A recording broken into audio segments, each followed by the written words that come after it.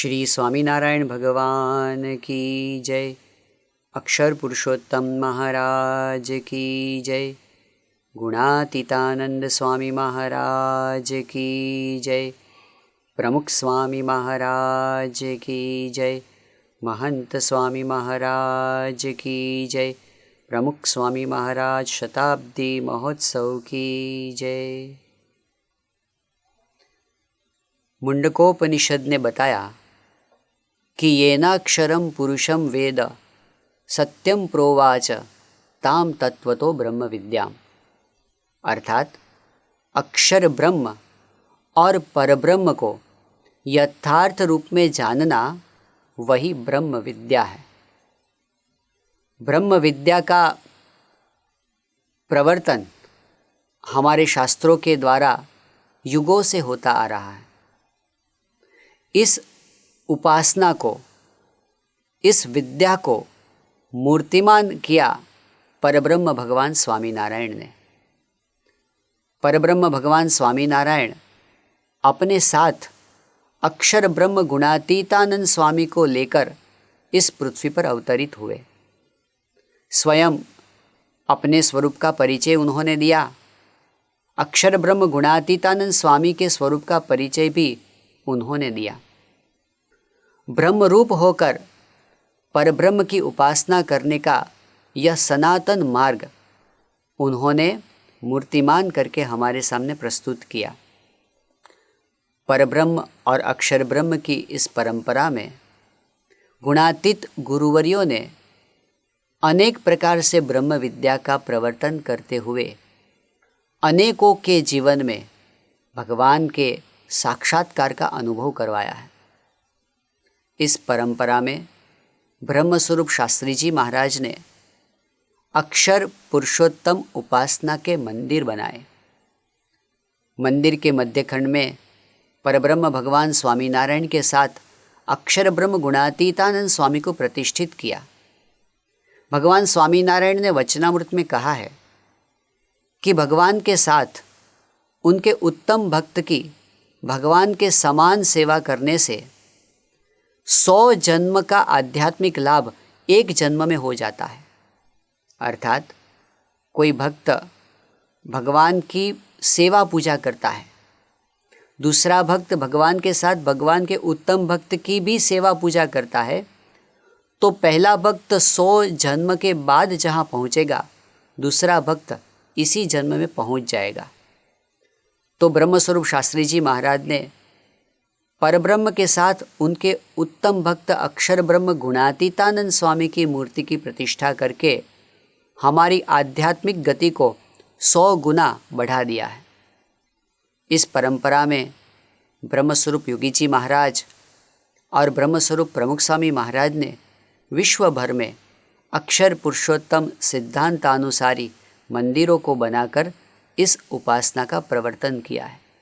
वर्तमान काल में प्रकट ब्रह्मस्वरूप महान स्वामी महाराज ऐसी दिव्य आत्यंतिक कल्याण प्रदान करने वाली उपासना का प्रवर्तन हृदय हृदय में कर रहे हैं।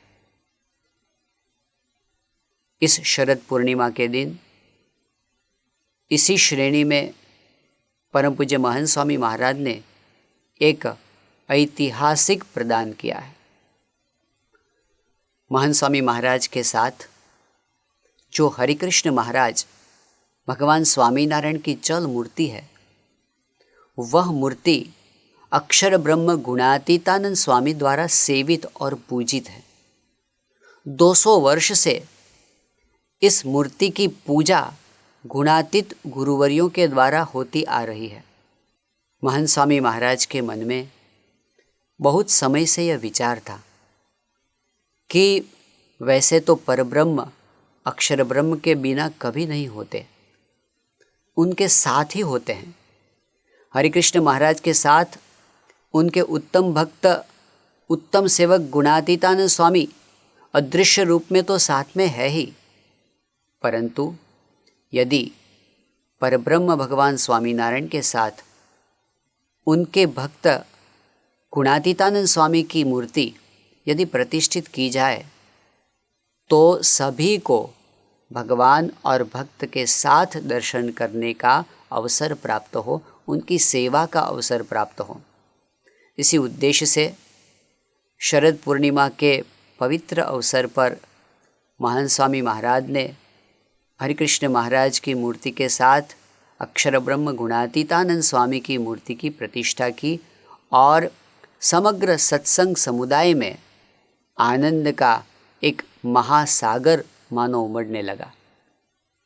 महान स्वामी महाराज की इच्छा थी कि ऐसी ऐतिहासिक घटना के साथ यदि एक ज्ञान सत्र हो जाए तो अक्षर पुरुषोत्तम सिद्धांत को भली भांति समझने का अवसर सभी को प्राप्त हो।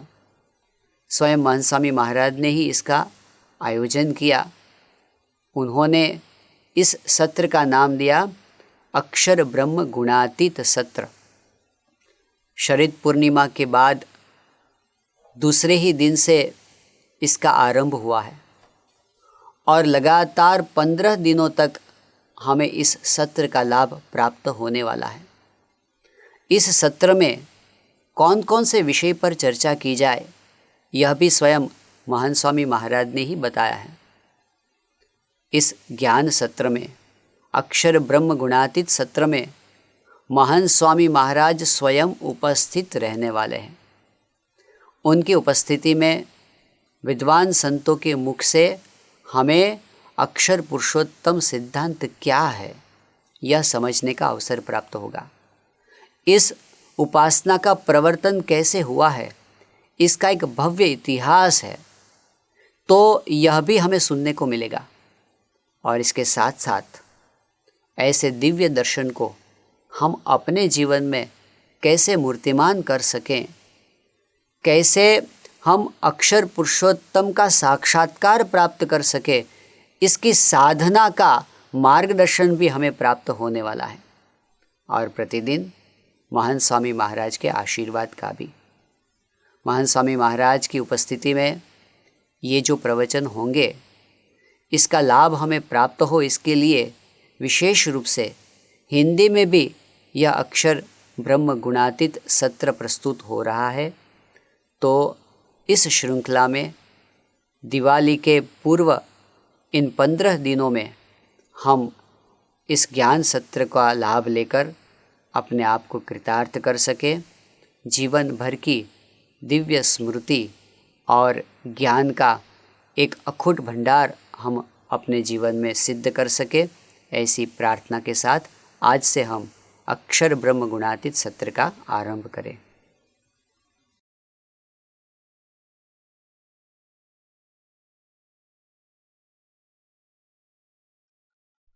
श्री स्वामीनारायण भगवान की जय। श्री अक्षर पुरुषोत्तम महाराज की जय। श्री राधा कृष्ण देव की जय। सियावर रामचंद्र भगवान की जय। श्री उमापति महादेव की जय। श्री गुणातीतानंद स्वामी महाराज की जय। श्री प्रमुख स्वामी महाराज की जय। श्री महंत स्वामी महाराज की जय। प्रमुख स्वामी महाराज शताब्दी महोत्सव की जय। भारतवर्ष की सनातन और वास्तविक पहचान करवाते हुए विद्वान चिंतकों ने कहा है कि भासुरतः इति भारतः। जहाँ लोग हमेशा अध्यात्म के विषय में खोज में डूबे हो, वह भारत है। भारत का यह धरातल, जिसका परिचय प्रधान रूप से अध्यात्म से जुड़ा हुआ है, वहाँ पर परब्रह्म परमात्मा का अवतरण हो, वह बड़ी ही स्वाभाविक बात है। श्रीमद् भागवत में इसीलिए कहा है कि दुर्लभम भारते जन्म। श्रीमद् भागवत में न केवल मनुष्य देह की दुर्लभता की बात की है, मगर इस भारत की धरातल पर, इस भारत भूमि पर अवतार धारण करना, यानी कि इस भारत भूमि पर मनुष्य देह को धारण करना, वो भी दुर्लभ है। दुर्लभ यानी जो कठिन पुरुषार्थ के बाद भी प्राप्त न हो, उसे दुर्लभ कहते हैं। परब्रह्म परमात्मा के लिए भगवान के अवतरण के विषय में हमारे वेद कहते हैं, अजायमानो बहुधा विजायते, यानी कि परब्रह्म परमात्मा अजर है, अमर है, फिर भी अनेक रूप धारण कर पृथ्वी पर अवतरित होते हैं। श्रीमद् भगवद गीता के 4 अध्याय में भगवान श्री कृष्ण कहते हैं, परित्राणाय साधूनां विनाशाय च दुष्कृतां धर्म संस्थापनार्थाय संभवामि युगे युगे। जो सज्जन है, जो साधु है, उनकी रक्षा करने के लिए, और जो दुष्ट है, जो अधर्म के मार्ग पर चले हैं, उनका संहार करने के लिए और धर्म के स्थापन के लिए भगवान इस पृथ्वी पर अवतरित होते हैं। परब्रह्म भगवान श्री स्वामीनारायण भी अनेक जीवों के आत्यंतिक कल्याण के लक्ष्य को ध्यान में रखते हुए इस पृथ्वी पर अवतरित हुए थे। 17वीं शताब्दी के अंतराल में अयोध्या के पास छपिया नाम के गांव में पिता धर्मदेव और माता भक्ति देवी के यहाँ पर सन 1781 की चैत्र शुक्ल नवमी के दिन वे इस पृथ्वी पर पधारे। परब्रह्म परमात्मा जब मनुष्य शरीर धारण करते हैं, तब इस चर्म शरीर की नियत मर्यादा का स्वीकार जरूर करते हैं, परंतु समय समय पर प्रकट होते पारलौकिक सामर्थ्य और उनके प्रभाव से उनकी विलक्षणता का दर्शन होता है। परब्रह्म भगवान स्वामीनारायण के संपूर्ण जीवन और कार्य का जब हम विचार करते हैं, तब उनके कई ऐसे असामान्य लक्षणों का विशेष रूप से परिचय होता है। भगवान स्वामीनारायण के विलक्षण स्वरूप का सबसे पहला परिचय होता है उनके असाधारण अवतरण हेतु को जानकर। अपने हेतु को दर्शाते हुए भगवान स्वामीनारायण ने अपने शब्दों में ही कहा है, मेरा जो यह अवतार हुआ है सो तो जीवों को भ्रमरूप करके अनादि अज्ञान के नाश के वास्ते हुआ है। ये अनादि अज्ञान क्या है? हमारा अहंकार, हमारी ममता, यही सभी प्रश्नों का मूल है। आज आतंकवाद क्या है? आतंकवाद आदमी का अहंकार है। युद्ध की शुरुआत पहले कहाँ होती है? अमेरिका में यूनाइटेड नेशंस ऑर्गेनाइजेशन का जो प्रमुख भवन मैनहट्टन में स्थित है, उसके प्रवेश द्वार में ही बहुत ही अच्छा एक वाक्य लिखा हुआ है, the war is in the mind of the people. युद्ध की शुरुआत पहले इंसान के मन में होती है, फिर उसका साकार स्वरूप बाहर होता है। तो इंसान को भीतर से सुधारना, यही भगवान स्वामीनारायण का लक्ष्य था। आज इंसान दुखी क्यों हो रहा है? अपने अनादि अज्ञान के कारण। अपना खुद का अहंकार उसे दुखी करता है। ये जो अनादि अज्ञान है वही अंधेरा है, और इस अंधेरे के नाश के लिए भगवान स्वामीनारायण ने ज्ञान के शस्त्र को हाथ में धारण किया। इसका परिचय बचपन से ही उन्होंने करवाया था। जब वे बाल स्वरूप घनश्याम के रूप में थे, पिता धर्मदेव जी को एक बार जिज्ञासा हुई कि बालक बड़ा होकर क्या करेगा, किस प्रकार कार्य करेगा। इस परीक्षा के लिए उन्होंने एक चौकी पर स्वर्ण मुद्रा रखी, तलवार रखी और वहां पर एक शास्त्र यानी कि ग्रंथ भी रखा। 3 साल के घनश्याम ने इन तीनों में से शास्त्रों को अपने हाथ में लिया। शास्त्रों के ज्ञान से ही अज्ञान का अंधेरा दूर होता है। हमारे उपनिषदों ने कहा है, ऋते ज्ञानन न मुक्ति ही। हमें बंधन से मुक्त होना है, अनादि अज्ञान से हमें मुक्त होना है, वो एक बंधन है। उसके लिए ज्ञान का शस्त्र, ज्ञान का प्रकाश ही हमें काम लगता है। तो भगवान स्वामीनारायण इस अंधेरे को नाश करने के लिए प्रकट हुए थे। भगवान स्वामीनारायण की दूसरी विलक्षणता दिखती है उनके विकट कल्याण यात्रा में। 11 साल की छोटी सी उम्र में नीलकंठ नाम धारण करके अकेले अपरिग्रह व्रत को धारण किए खुले पांव हिमालय से लेकर कन्याकुमारी तक और वहां से गुजरात तक उन्होंने 7 वर्ष 1 मास और 11 दिनों की यात्रा जो उन्होंने की, जब इसका हम विचार करते हैं तो नतमस्तक हो जाते हैं। छोटी सी उम्र में हिमालय के बर्फीले पर्वतों, जंगलों और गहरी घाटियों जैसी विकटताओं के बीच भगवान श्री नीलकंठ जिस समय में जिन परिस्थितियों से गुजरे, उसका जब हम विचार करते हैं तो अत्यंत अहोभाव हमारे मन में उठता है। साथ ही में इस कल्याण यात्रा में उनका उद्देश्य था अपने संपर्क में जो भी आए उनका आत्यंतिक मोक्ष हो। उनकी यह अकिंचन भावना वही उनकी विलक्षणता का दर्शन करवाती है। भगवान स्वामीनारायण नीलकंठ स्वरूप में पूरे भारत का परिभ्रमण करते हुए गुजरात पहुंचे। भगवान स्वामीनारायण की कल्याण यात्रा गुजरात में पूर्ण हुई और गुजरात में आकर के जेतपुर में उन्होंने अपने गुरु रामानंद स्वामी से धर्मधुरा धारण की। धर्मधुरा धारण करने के इस प्रसंग पर उन्होंने अपने गुरु से जो वरदान मांगे, इस वरदान का भी जब हम विचार करते हैं तब उनकी विलक्षण दया और करुणा का परिचय होता है। उन्होंने उस वक्त अपने गुरु से कहा कि आज मैं 2 वरदान आपसे मांगता हूँ। पहला वरदान उन्होंने मांगा कि यदि आपके आश्रित के जीवन में एक बिच्छू काटने की वेदना हो तो वह वेदना मेरे जीवन में आए, और वह भी किस प्रकार कि मेरे हर रुए में कोटि कोटि बिच्छू काटे ऐसी वेदना हो, मगर आपका आश्रित भक्त वह दुखी न हो। दूसरा वरदान उन्होंने मांगा कि यदि आपके कोई आश्रित के नसीब में भिक्षा पात्र हो तो वह भिक्षा पत्र मेरे जीवन में आ जाए, मेरे भाग्य में वो आ जाए, मगर आपका आश्रित कभी दुखी न हो। भगवान के पास शिष्य है, भक्त है, वो वरदान मांगे वो अलग बात है, मगर भगवान अपने भक्तों के लिए ये वरदान मांगे, ये तो कितनी विरल बात हो गई। भगवान स्वामीनारायण की ये एक विलक्षणता थी। उनकी दया यहाँ तक ही पर्याप्त नहीं थी, उन्होंने भक्तों को स्वीकारा, भक्तों का स्वीकार उन्होंने किया, मगर स्वभाव और दोषों के साथ। हमारी स्वाभाविक प्रकृतियाँ, हमारे दोष, उनके साथ उन्होंने स्वीकार किया और फिर उनमें आमूल परिवर्तन भी ला दिया।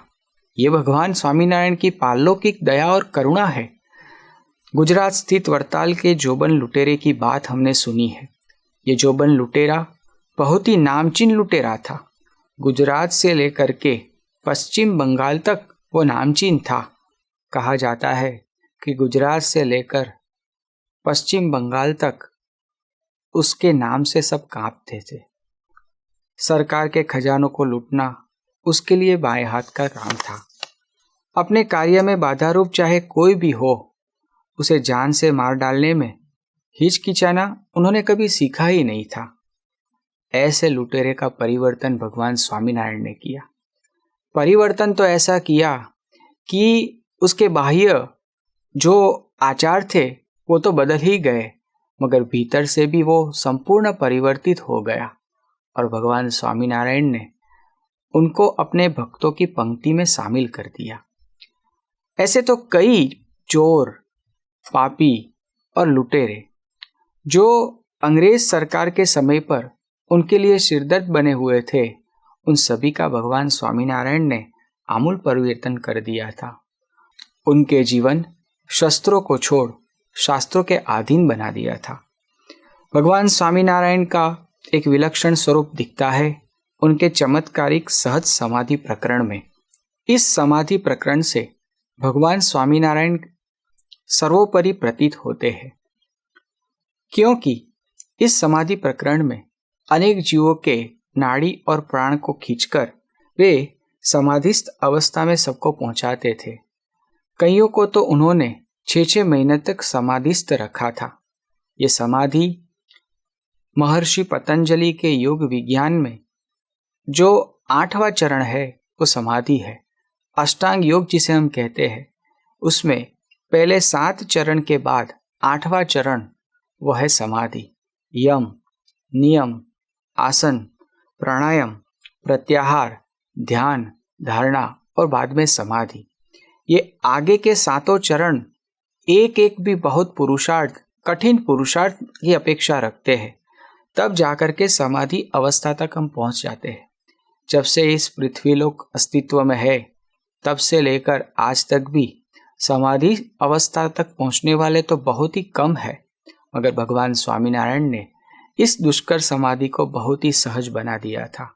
और भगवान स्वामीनारायण की ये एक दिव्य ऐश्वर्य शक्ति और चमत्कारिक शक्ति से अनेक लोग आकर्षित हुए थे और भगवान ने उनको अपने शरण में भी लिया था।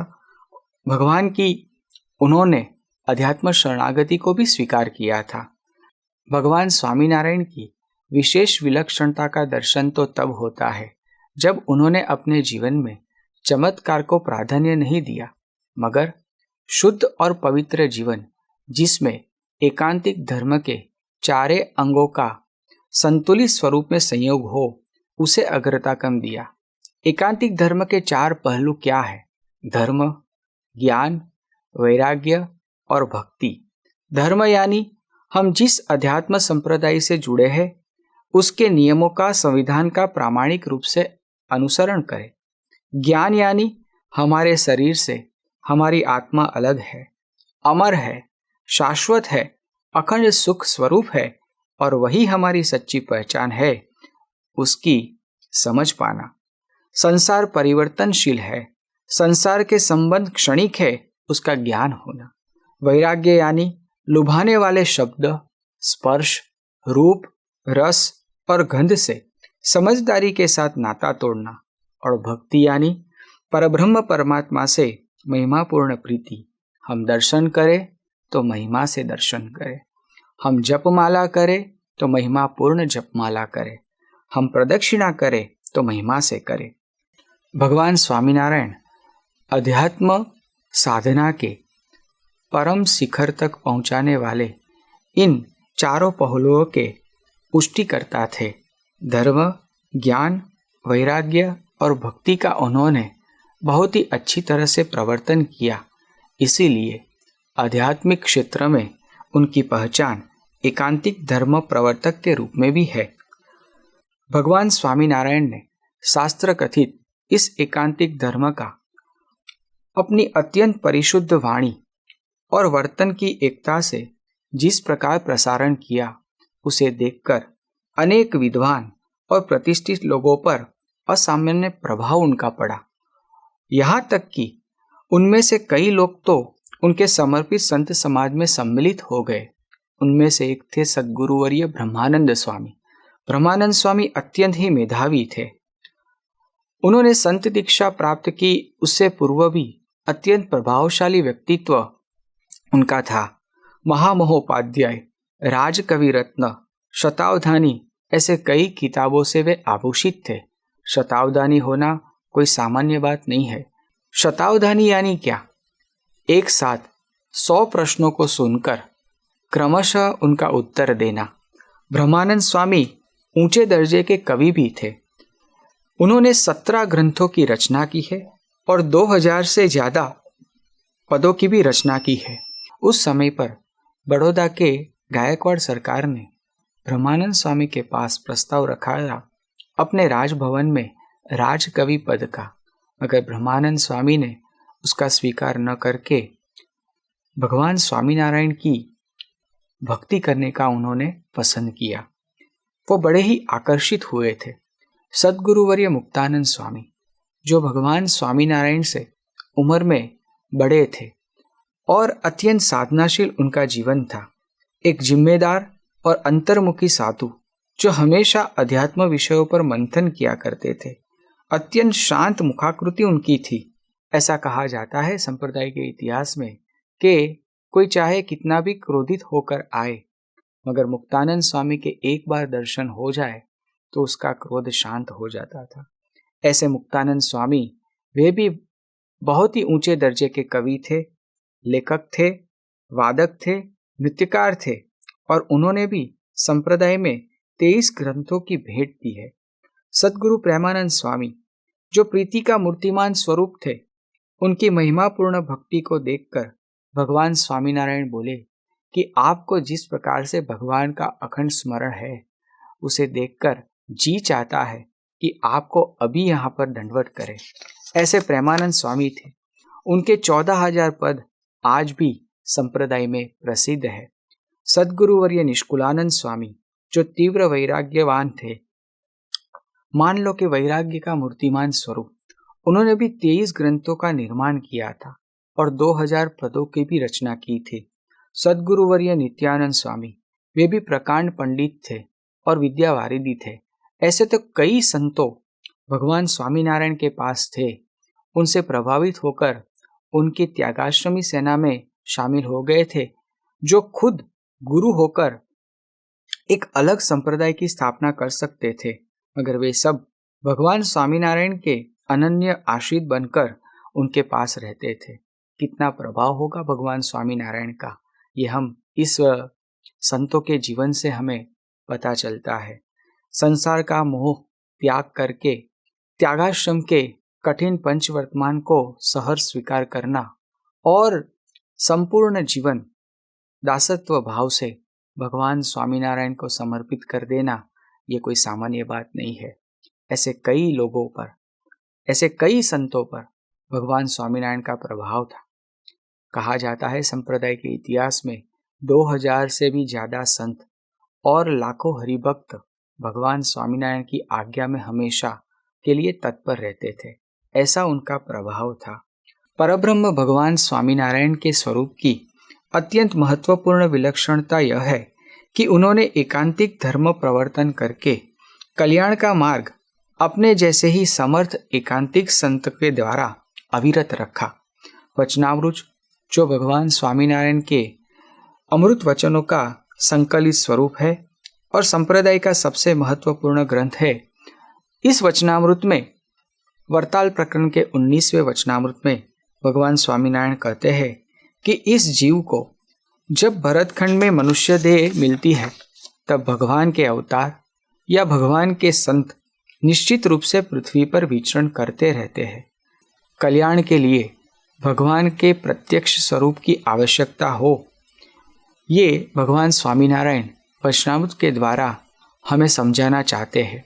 भगवान स्वामीनारायण ने अपने प्रत्यक्ष स्वरूप की बात समझाते हुए खुद ने वचनामृत में कहा है कि सर्वोपरि जो अक्षरधाम है, वो अक्षरधाम से हम यहाँ पर आपके बीच केवल दया करके कल्याण के लिए ही पधारे हैं और आपको हम दृष्टिगोचर हो रहे हैं और आपकी सेवा को हम अंगीकार करते हैं।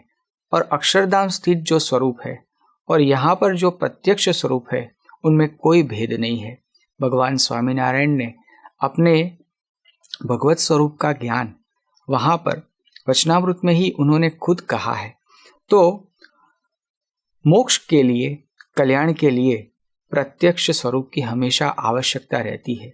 जब तक भगवान स्वामीनारायण इस धरातल पर प्रकट रहे, तब तक मोक्ष और आत्यंतिक कल्याण का कार्य वहाँ पर होता था। मगर जब वे सन 1830 के ज्येष्ठ शुक्ल दशमी को अपने पंचतत्वीय पार्थिव शरीर का उन्होंने जब त्याग किया और अक्षरधाम पधारे, उसके बाद क्या हुआ? तो उसके बाद उन्होंने इस पृथ्वी पर अपना प्राकट्य अविरत रखा।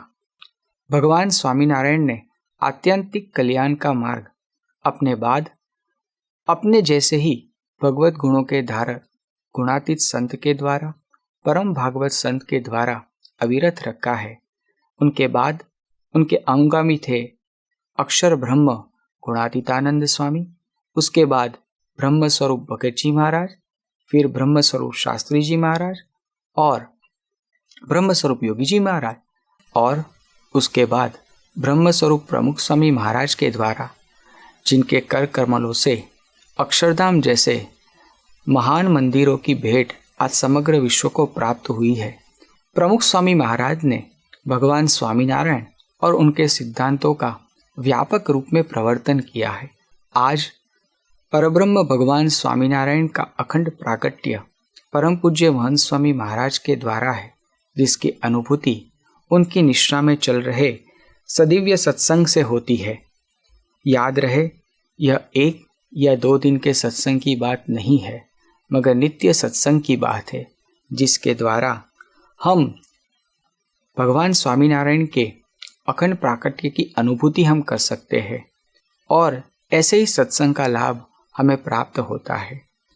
अंत में हम सभी देवों देवियाँ अवतारों परब्रह्म भगवान स्वामीनारायण और उनके अनुगामी ब्रह्म स्वरूप गुणातीत सत्पुरुषों के चरणों में प्रार्थना करते हैं कि सत्संग के द्वारा हम कल्याण के पथ पर आगे बढ़े और सत्संग के अविनाशी सुख का शाश्वत रूप से अनुभव कर सके, ऐसी उनके चरणों में प्रार्थना।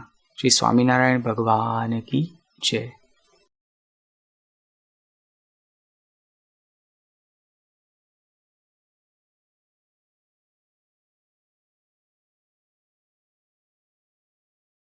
સારી વાત કરી. કેટલા હરિભક્તો કેટલા સંતો એ એમનો દર્શન ટાંકીને કે ખાલી વાતો નથી કરી, મહારાજ જીવન જીવ્યા અને જીવન સર્વોપરી જીવન જો સમાધિ વાત કરી અને જે સમાધિ અને જે આનંદ મુક્તોને વશ કરીને વર્તા હોય એ પણ આપણે એક મુક્ત વર્તાઈ શકે નહીં. એ બધા સ્વતંત્ર હોય અને બધા સમર્થ હોય, અનંત બ્રહ્માંડોને ચલાવી શકે એવા હોય, એવા બધા મુક્તો એ બધી વાત કરી છે કે એક મુક્ત અનંત બ્રહ્માંડો આનંદ બધું આખું બધું જેટલું છે એ બધું નિયામક કરી શકે. અને એવા તો અનંત મુક્તો છે, એક મુક્ત નહીં, એવા અનંત મુક્તો છે. એક મુક્ત બધું સંચાલન કરી છે. અનંત કોટી બ્રહ્માંડો છે એવા અનંત મુક્તો છે. અનંત મુક્તો પણ ગુણાતીતાન સ્વામીને તુલે ના હોય. બધા મુક્તોની સામર્થ્ય ભેગી કરીએ, બધું કરીએ તો એ ગુણાતીતાન સ્વામીના તુલે ના હોય. અને પછી મહારાજ તો અનંત ગણા ગુણાતીતાન સ્વામી કરતા અનંત ગણા પર છે. હવે એ ક્યાં નજરમાં આવે? અને મહારાજ પૃથ્વી પર આવ્યા એકાંતિક ભક્તો માટે, એકાંતિક ભક્તો બનાવવા માટે, એકાંતિક ભક્તિ કરવા માટે. મહારાજની સ્મૃતિ એ તો અપરંપાર છે. શ્રીજી મહારાજ પોતે જ વાત કરે છે કે હું મારા મહિમાને કહેવાનો બેસું તોય પાર આવે નથી, તો બીજા કોણ પાર પામી શકે? એટલે એટલો બધો એવી પ્રાપ્તિ થઈ છે આપણને, ગજબની પ્રાપ્તિ થઈ છે. પણ એ પ્રાપ્તિનો વિચાર કરીએ તો, અને પ્રાપ્તિના વિચારથી જ બધું થાય છે.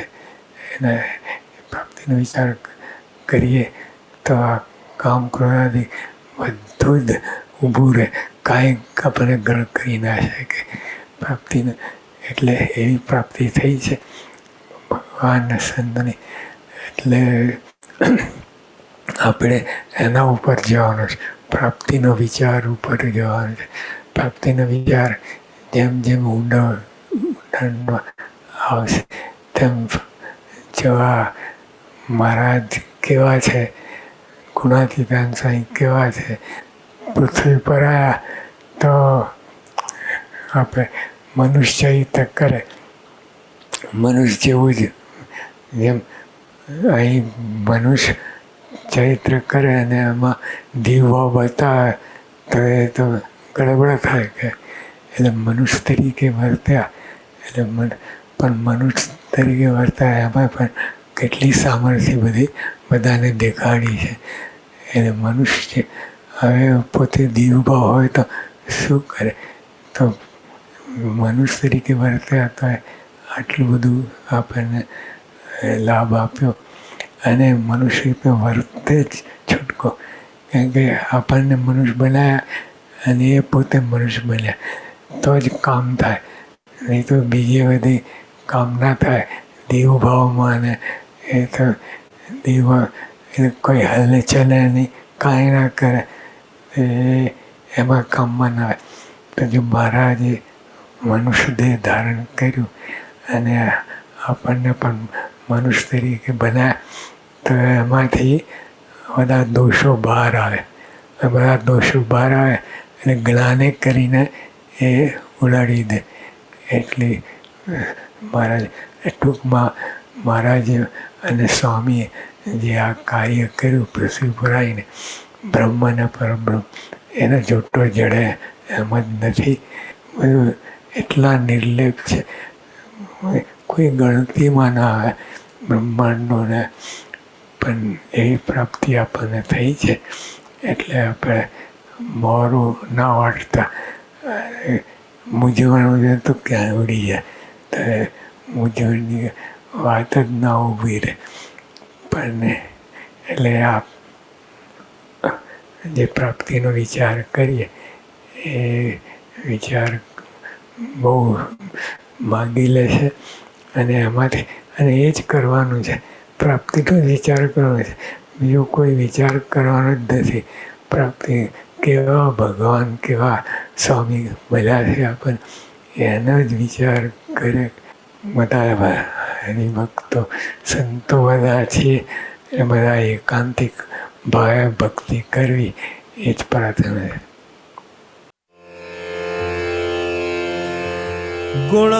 गुणातीतोऽक्षरं ब्रह्म भगवान् पुरुषोत्तमः जनो जानन्निदं सत्यं मुच्यते भवबन्धनात्.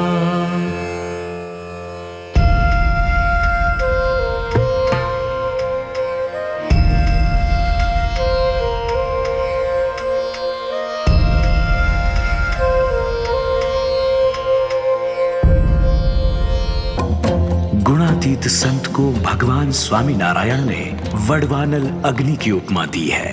जैसे वडवानल अग्नि समुद्र के अपार खारे जल को मीठा करती है, वैसे गुणातीत संत भी बुरे को भला करते हैं. सोरठ प्रदेश के बाबरियावाड़ में जब गुणातीतानंद स्वामी विचरण कर रहे थे, उस समय की एक बात है. मेरे भाई को छोड़ दो, उसे मत मारो. ऐसा हो तो मेरी जान ले लो, मगर उसे जाने दो. आज उसकी शादी है. सुना तूने? आज इसे बड़ा प्यार आ रहा है भाई पे, लेकिन बात जब जायदाद की आएगी तब यही तेरा भाई तुझे नोच खाएगा, सब कुछ हड़प कर लेगा. भाई का यही तो काम होता है, चाहे वो तेरा भाई हो या मेरा. क्या मिलता है तुम्हें ऐसे लूटपाट करके वालेरा वरु? लोग डरते हैं तुमसे, नफरत करते हैं तुमसे. यही तो मैं चाहता हूं कि मैं डाकू वालेरा वरु दुनिया का सबसे बुरा इंसान बनूं, ताकि मेरे भाई सिनी वरु को जिंदगी भर ये पछतावा रहे कि उसने मेरे साथ जो धोखा किया है उसकी सजा कितने निर्दोष लोग भुगत रहे हैं. मैं जो भी कर रहा हूं उसका पाप मेरे भाई के सर. तुम भी उसके पाप की गठरी ले जाकर सबको बताना कि डाकू वालेरा वरु ने तुम्हारे बेटे की बारात लूट ली. अरे इनको क्यों ले आए? ये तो खुद भिक्षा मांगते फिरते हैं. ऐसे दरिद्रों से हमें क्या मिलेगा? सरदार, साधुओं के पास काफी धन होता है, लोग खुशी से बहुत कुछ देते हैं इन्हें. अच्छा, हाँ, तो फिर तलाशी लो इनकी. ठीक है. देखो, लाओ. देखा, मैंने कहा था ना कुछ नहीं मिलेगा. तो जरूर इनके महंत ने अपने पास छुपाया होगा. कहाँ है तुम्हारा महंत? वो नीचे बैलगाड़ी में बैठे हैं. क्या ये सही बात है कि सारा धन तुम्हारे महंत के पास पड़ा है? धन तो है, बहुत धन है उनके पास, वो भी इतना कि यदि तुमने उसे पा लिया ना तो जन्मों जन्म तक डाका डालने की जरूरत नहीं पड़ेगी. ऐसे अनमोल रत्न जिनकी चमक सूर्य चंद्र के समान है, जो सारे अंधकार को दूर कर दे. बड़े बड़े महाराजाओं के पास भी ऐसा खजाना नहीं है वालेरा. लूटना है तो उनको लूटो.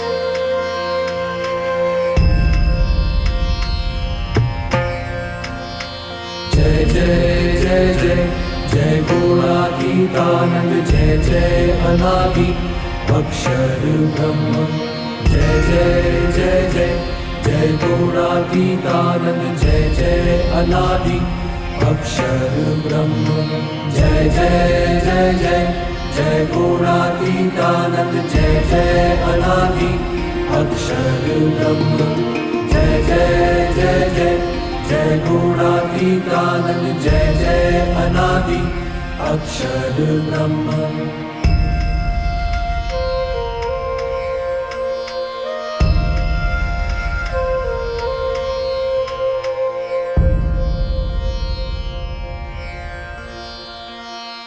क्या निर्दोष, निर्बल, असहाय पर बल प्रदर्शन करना उचित है?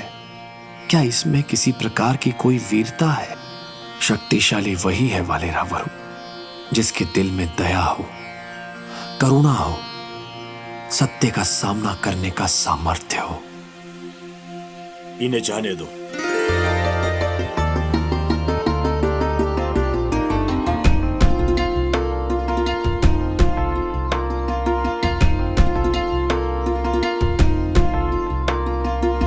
वालेरा, ये अत्याचार किस लिए? क्यों करते हो ये सब? मैं पहले ऐसा नहीं था स्वामी, मुझे मजबूरन बंदूक उठानी पड़ी। मेरे सगे भाई सिद्धि वरु ने मेरे हिस्से की सारी संपत्ति हड़प ली, मेरा सब कुछ छीन लिया, इसलिए मुझे बंदूक उठानी पड़ी, डकैत बनना पड़ा। भूल किसी और की और दंड किसी और को, ये कहां का न्याय है वालेरा? तुम्हारे भाई ने तुम्हें एक बार लूटा अवश्य, लेकिन उसके बाद इतने वर्षों से लगातार तुम स्वयं अपने आप को लूटते आ रहे हो, अपने सत्कर्मों को लूटते आ रहे हो।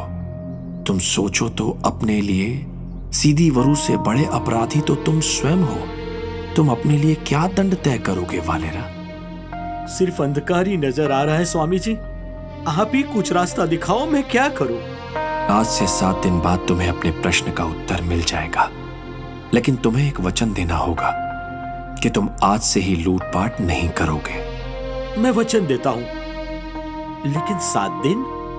मुझे कैसे पता चलेगा कि 7 दिन कब पूरे हुए? मुझे तो गिनती नहीं आती स्वामी जी। हरिचरण स्वामी, वो रस्सी मुझे दीजिए।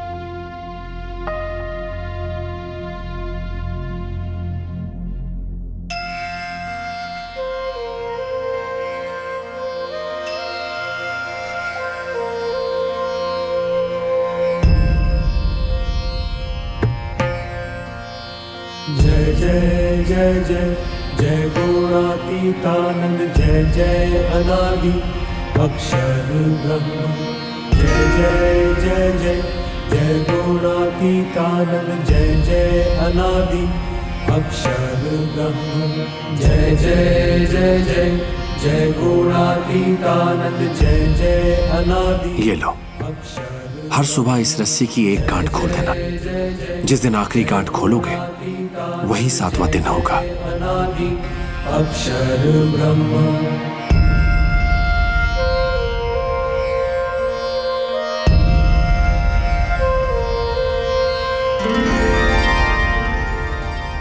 सरदार, एक बहुत बड़े सेठ के बेटे की बारात जा रही है, चलो उसे लूटते हैं। मैंने स्वामी जी को वचन दिया है, कम से कम 7 दिन ये सब नहीं करूंगा। कल 7वां दिन है और ये आखिरी गांठ बची है।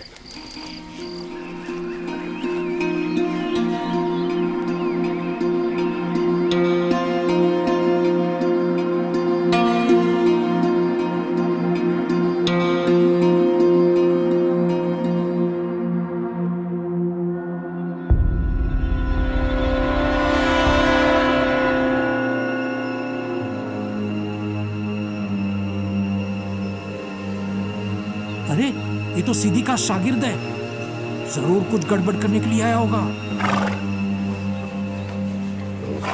वालेरा वरु, आपके भाई सीधी वरु ने मंत्रणा के लिए आपको निमंत्रण भेजा है। वो आपके हिस्से की सारी जमीन जायदाद आपको लौटाने के लिए तैयार है।